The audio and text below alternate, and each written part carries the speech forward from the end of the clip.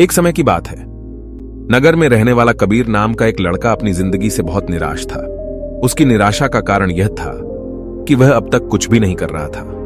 उसके माँ बाप उसे ताने मारते कि तेरे सारे मित्र कुछ ना कुछ कर रहे हैं, लेकिन तू अभी भी घर में ही बैठा हुआ है। मित्रों के बीच भी अक्सर उसका मजाक ही बनता। वह कहीं जाता तो लोग उससे पूछते कि क्या कर रहे हो। उसे यह बताने में बड़ी शर्म आती कि अभी वह कुछ भी नहीं कर रहा। धीरे धीरे उसने रिश्तेदारों के यहां जाना और लोगों से मिलना जुलना कम कर दिया। वह ज्यादातर समय अपने घर में ही बैठा रहता। वो अकेले में रोता, भगवान को कोसता और अपनी किस्मत को दोष देता। अब उसे अपनी जिंदगी बोझ लगने लगी थी। कभी कभी वह सोचता कि जब वे कुछ करने के लायक ही नहीं है तो फिर उसके जिंदा रहने का भी क्या फायदा। उसे तो मर जाना चाहिए। एक दिन वे अपने नगर की एक सड़क से गुजर रहा था। तभी उसने देखा कि एक गुरु दुख के ऊपर प्रवचन दे रहे हैं। वह भी वही भीड़ में पीछे बैठ गया और गुरु के प्रवचन सुनने लगा। गुरु बोल रहे थे कि दुख एक गुरु की भांति होता है जो हमें जीवन की सच्चाई दिखाता है और हमें सही से जीवन जीने का तरीका सिखाता है। आप चाहें तो अपने दुख रूपी गुरु से जीवन जीना भी सीख सकते हैं और चाहे तो उस दुख में डूबकर बैठकर रो भी सकते हैं। कबीर भी गुरु की ये सारी बातें ध्यान से सुन रहा था, लेकिन उसे गुरु की ये बातें सही नहीं लगी। उसने खड़े होकर कहा, दुख कुछ भी सिखा कर नहीं जाता, सिर्फ पीड़ा देकर जाता है। दुख की पीड़ा अनंत होती है। ऐसा लगता है इसके बाद कुछ भी नहीं होने वाला, कुछ भी नहीं मिलने वाला। मृत्यु भी उसके सामने छोटी लगने लगती है। गुरु ने कहा, आखिर क्या दुख है तुम्हें? कबीर ने अपना सारा दुख गुरु के समक्ष कह सुनाया और पूछा, क्या आपके पास मेरे इस दुख का कोई समाधान है? यह सुन गुरु मुस्कुराए और बोले, जिस दिन तुम्हारे जीवन में सच्चा दुख आए उस दिन मेरे पास आना, मैं तुम्हारे दुख का समाधान अवश्य करूंगा। इतना कहकर गुरु वहां से चले गए। कबीर ने सोचा, क्या मेरा दुख सच्चा नहीं है? क्या जिसने से गुजर रहा हूं वो छोटा है? कोई भी मेरे दुख को नहीं समझ सकता। जब मां बाप नहीं समझ पाए तो गुरु के समझेंगे। अपने दुखों से परेशान होकर कबीर ने एक निर्णय लिया कि अब वह कुछ करके दिखाएगा। उसने एक छोटा सा व्यापार शुरू किया, लेकिन उसमें उसे सफलता नहीं मिल रही थी। पर उसके घर वाले खुश थे कि वह कुछ तो प्रयास कर रहा है। वह अपने व्यापार में जुटा रहा और उसे धीरे धीरे सफलता भी मिलने लगी। फिर उसने रफ्तार पकड़ ली और सिर्फ 3 साल के अंदर ही वह एक बड़ा व्यापारी बन गया। अब कबीर के चारों तरफ ऐसे बहुत से लोग थे जो उसकी चिंता करते थे, उसे पसंद करते थे, उसके काम की प्रशंसा करते थे। अब उसके घर वाले भी उसकी प्रशंसा करते नहीं थकते थे। दिन प्रतिदिन उसके मित्रों की संख्या बढ़ती जा रही थी। अब वो अपनी जिंदगी से बहुत ही खुश था। उसके कुछ मित्रों ने उसे सलाह दी कि जब तुम बड़े व्यापारी बनकर इतने खुश हो तो सोचो कि अगर तुम इस नगर के, इस राज्य के सबसे बड़े व्यापारी बन जाओ तो तुम्हारे पास कितना सुख होगा, कितने लोग तुमसे जुड़ना चाहेंगे, तुम्हारा कितना यश फैलेगा। स्वयं राजा भी तुमसे मित्रता करना चाहेंगे और जरूरत पड़ने पर तुमसे ही धन उधार लेंगे। मित्रों की यह बात कबीर के मन में घर कर गई। अब उसने और भी धन कमाने का प्रयास शुरू कर दिया, लेकिन उसे यह सब कुछ बहुत ही जल्दी चाहिए था। वह सब कुछ प्राप्त करने में अपना ज्यादा समय बर्बाद नहीं करना चाहता था। इसीलिए उसने ऐसे भी कार्य करने शुरू कर दिए जो उचित नहीं थे। उसने बड़ी मात्रा में अपने मित्रों से धन उधार लेना शुरू कर दिया। ज्यादा मुनाफा कमाने के लालच में अपने सामान में मिलावट करने लगा। उसने दूसरे व्यापारियों के खिलाफ षड्यंत्र भी रचे, उन्हें डराया धमकाया। जैसा जैसा उसके मित्र उससे कहते गए वही करता गया। वह इन तरीकों से ज्यादा धन तो कमा रहा था, लेकिन अब उसके जीवन में सुकून नहीं रह गया था। उसके मन की शांति गायब हो गई थी। उसे रातों में नींद नहीं आती थी। सुख साधन की सारी वस्तुएं होने के बाद भी उसे किसी में सुख नहीं मिल रहा था। एक दिन कबीर अपनी बग्गी में सवार होकर कहीं जा रहा था। तभी रास्ते में उसे गुरु का आश्रम दिखा। वह रुक गया।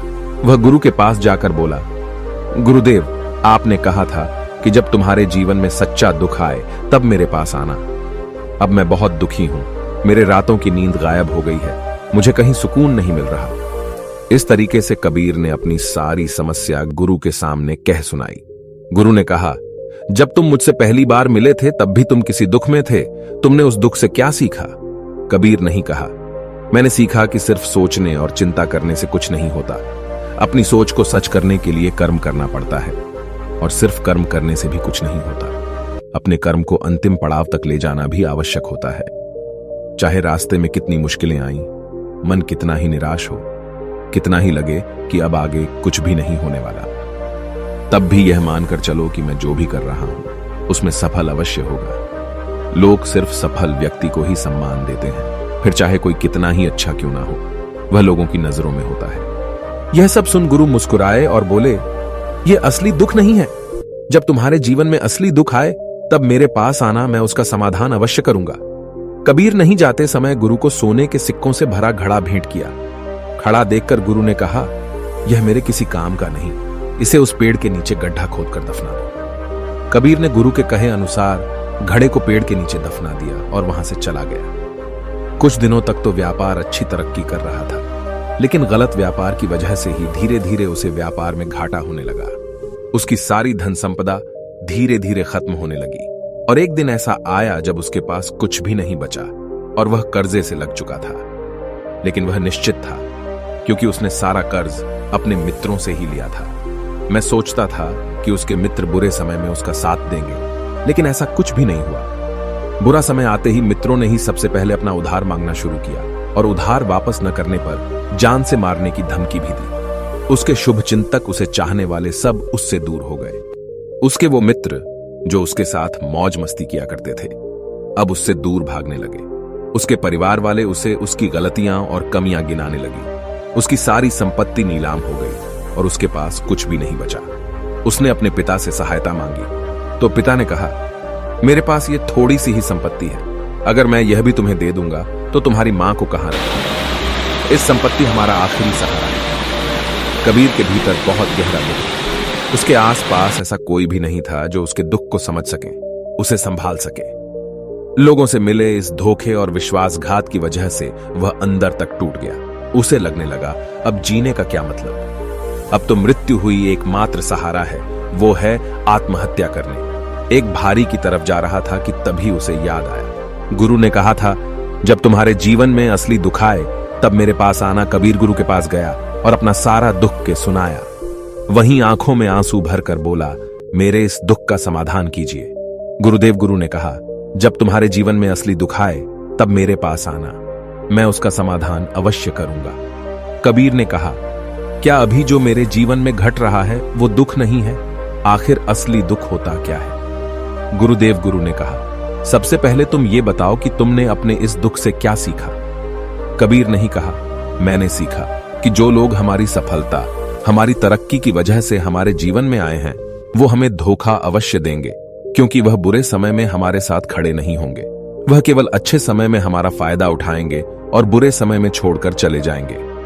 भरोसा केवल उन्हीं लोगों पर करना चाहिए जो हमारे बुरे समय में, असफलता के समय में हमारे साथ खड़े रहते हैं। लेकिन ऐसे लोग बहुत ही कम होते हैं, पर जिसके पास होते हैं उन्हें उनकी कद्र करनी चाहिए, उनका अपमान नहीं करना चाहिए। मैंने यह भी सीखा कि कभी किसी के खिलाफ षड्यंत्र नहीं रखना चाहिए। ईमानदारी और धैर्य के साथ अपना काम करना चाहिए और कभी लालच नहीं करनी चाहिए। अपना सारा दुख और अनुभव बताने के बाद कबीर आंखों में आंसू भरकर गुरु के सामने बैठा रहा। थोड़ी देर बाद गुरु उठे और उस पेड़ के नीचे गड्ढा खोदकर वह घड़ा बाहर निकाला जो सोने के सिक्कों से भरा हुआ था और उसे कबीर को दे दिया और कहा, जब तुम्हारे जीवन में असली दुख आए तब मेरे पास आना। कबीर ने गुरु को धन्यवाद दिया और उन्हें प्रणाम कर वहां से चला गया। उसने उस ढंग से एक छोटा व्यापार शुरू किया। अब वह एक छोटा व्यापारी बनकर भी खुश था। उसने पूरी लगन और ईमानदारी से व्यापार किया। देखते ही देखते वह अपने नगर का फिर एक बड़ा व्यापारी बन गया। उसका जीवन खुशियों और सुविधाओं से भर गया। लेकिन कोई कितना भी अच्छा हो, कितना भी अच्छा काम करें, दान करें, पुण्य करें, लोगों की मदद करें, लेकिन जीवन में दुख तो आता ही है। तो कबीर के जीवन में भी दुख आया।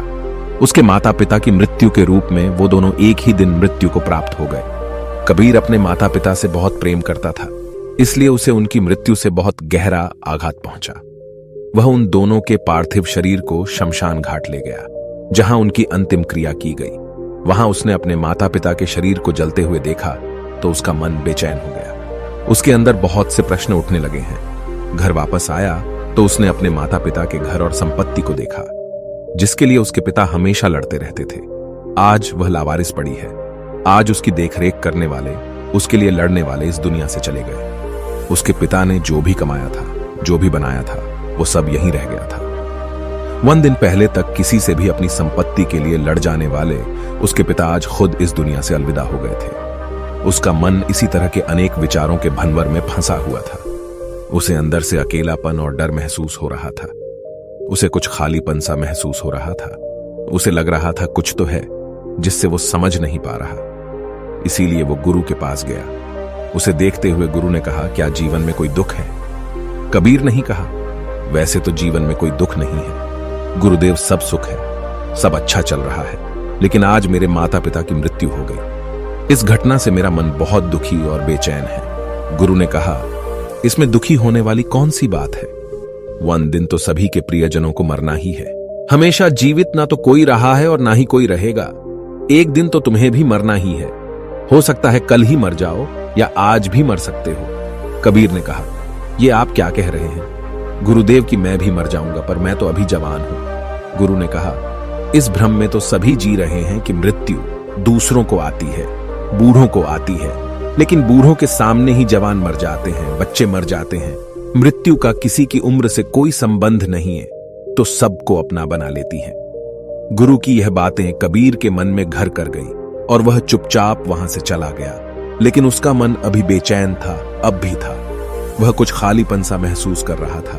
वह पूरे दिन अपने बारे में सोचता रहता कि वह कौन है, इस दुनिया में क्यों आया है, क्या सिर्फ चीजों का उपयोग करना और मरना ही जीवन का लक्ष्य है? ऐसे ही बहुत से प्रश्न उसके मन में लगातार उठ रहे थे, लेकिन उसे अपने किसी भी प्रश्न का उत्तर नहीं मिल पा रहा था और उसका दुख दिन प्रतिदिन बढ़ता जा रहा था। इसीलिए कुछ दिनों बाद वह फिर गुरु के पास पहुंचा और बोला, गुरुदेव, मैं बहुत दुखी हूं, क्योंकि मैं यह नहीं जान पा रहा हूं कि मैं कौन हूं और इस दुनिया में क्यों आया हूं। यह सुन गुरु मुस्कुराए और बोले, आज पहली बार तुम्हारे जीवन में सच्चा दुख पैदा हुआ है। वास्तव में यही है जो दुख कहलाने के लायक है कि हमें पता नहीं कि हम कौन हैं, क्यों आए हैं, क्या करना है, कैसे करना है। कबीर नहीं कहा, गुरुदेव, मेरे इस दुख का समाधान कीजिए। गुरु ने कहा, हम सभी इंसान जीवन भर का इकट्ठा करते रहते हैं। कबीर नहीं कहा, हम सभी इंसान जीवन भर धन, संपत्ति, मान, सम्मान, परिवार, मित्र, शत्रु, पद, प्रतिष्ठा इत्यादि इकट्ठा करते रहते हैं। गुरु ने कहा, क्या इन इकट्ठा की हुई सभी चीजों में से एक भी चीज को अपने साथ ले जा सकते हैं? कबीर ने कहा, नहीं गुरुदेव, इनमें से कुछ भी साथ नहीं जाता। मेरे माता पिता के साथ भी कुछ नहीं गया, सब तो यहीं छूट गया, हर परिवार, संपत्ति, सब कुछ।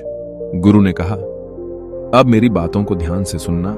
इस दुनिया में हमें जो इकट्ठा करना चाहिए वो तो हम कभी इकट्ठा करते ही नहीं। चीजें हमारे सामने ही होती है, लेकिन हम उन्हें देखने का प्रयास ही नहीं करते। इस दुनिया में हमें जिस चीज को इकट्ठा करना है वो हम खुद हैं। हमें खुद को इकट्ठा करना है ताकि जब मृत्यु हो तो हम एक हो सके और स्वयं को पहचान सके। हम भीतर से बंटे हुए हैं। हम बंटे हुए हैं प्रेम में, नफरत में, क्रोध में, जलन में, क्रूरता में, धन में, संपत्ति में, पद में, प्रतिष्ठा में, मान में, पहचान में, धर्म में, जाति में, ऐसे ही सैकड़ों हजारों चीजों, और वास्तव में हम बंटे हुए हैं। हम टुकड़ों में जीवन जी रहे हैं। इस बंटवारे की वजह से हमारी चेतना कभी एक नहीं हो पाती। हमारी चेतना शक्ति बिखर गई है। इसीलिए हमारे पास इतना भी समय नहीं है, इतनी भी ऊर्जा नहीं है कि हम मुड़कर एक बार अपने भीतर देख सकें। वास्तव में जिस धन की कमी, सुविधाओं की कमी, मान सम्मान की कमी को लोग दुख समझते हैं और जीवन भर उसे दुख बोलकर रोते रहते हैं और उनका समाधान खोजने का प्रयास करते रहते हैं, उन्हें उसका समाधान कभी मिलेगा ही नहीं, क्योंकि जिन्हें लोग दुख कहते हैं वो असली दुख है ही नहीं। वो तो सिर्फ इंसान की चाहत है, उसकी इच्छा है जिसकी पूर्ति कभी नहीं की जा सकती। इसीलिए यहां व्यक्ति को ऐसे दुखों का कभी समाधान मिला ही नहीं। इसीलिए इन सब के ऊपर अगर अपने दुखों का परम समाधान चाहिए तो सबसे पहले अपने आप को इकट्ठा करो। अपनी ऊर्जा को इस संसार से वापस खींचो और एकत्रित करो। अपने ऊपर ध्यान दो, खुद पर ध्यान लगाओ। मृत्यु से पहले अपने आप को पहचान लो। ऐसे ही बिखरे हुए मत चलो। कबीर नहीं कहा, तो क्या गुरुदेव हमें यह संसार छोड़ देना चाहिए? अपनी सभी इच्छाओं को मार देना चाहिए। किसी से प्रेम नहीं करना चाहिए। धन संपत्ति नहीं इकट्ठा करनी चाहिए। मान सम्मान की आशा छोड़ देनी चाहिए।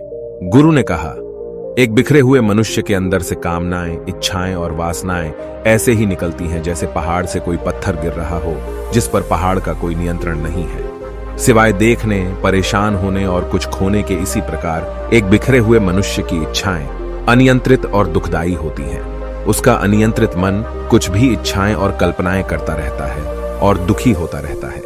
लेकिन जब व्यक्ति एकत्रित हो जाता है तो वह जो भी करता है सब उसके नियंत्रण में रहता है। तभी इच्छाएं भी उसकी इच्छा से निकलती हैं। कबीर ने कहा, गुरुदेव, आपने मेरे सच्चे दुख का समाधान कर दिया। आपका बहुत बहुत धन्यवाद। आपसे मैं खुद को एकत्रित करने का प्रयास करूंगा। गुरु ने कहा, मानव शरीर में बहुत ऊर्जा है, बहुत शक्ति है, पर यह बेकार के कामों में बाज कर रह गई है, चीजों में लगी रहती है। यह ऐसा ही है जैसे कि एक अत्यंत शक्तिशाली मशीन किसी बच्चे के हाथों में दे दी गई हो और वह बिना सोचे समझे, बिना किसी नियंत्रण और जानकारी के बस इसकी शक्ति को कहीं भी बर्बाद कर रहा हो। इसीलिए अपनी चेतना की शक्ति पर ध्यान दो और इसे एकत्रित करो। कबीर को अपने प्रश्नों का उत्तर मिल चुका था। उसने गुरु को धन्यवाद किया और चुपचाप वहां से चला गया।